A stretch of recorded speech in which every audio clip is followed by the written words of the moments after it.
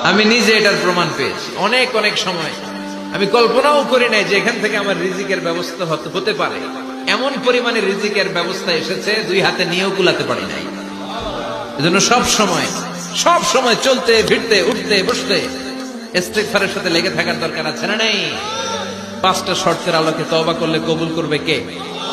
1 নম্বরে স্বীকার জান আল্লাহ আমি পাপী, 2 নম্বরে অনুতপ্ত হন, 3 নম্বরে পাপ কাজটা বন্ধ করে দেন, 4 নম্বরে ওই পাপ কাজটাকে মন থেকে ঘৃণা করেন, 5 নম্বরে আল্লাহর কাছে ওয়াদা দেন আর জীবনেও এই পাপ করব না। এই 5টা শর্তের আলোকে যদি তওবা করেন, আপনার তওবা কবুল করে নিবে কে? প্রতিদিন শত শতবার ইস্তেগফার পড়তে রাজি আছেন? বিশ্বনবী প্রতিদিন 70 বারেরও বেশি ইস্তেগফার করতেন। শুধু টয়লেটে যে মুহূর্তে থাকতেন ওই মুহূর্তে পড়তেন না, টয়লেটে ঢোকার মুহূর্তে বিশ্বনবী ইস্তেগফার পড়তে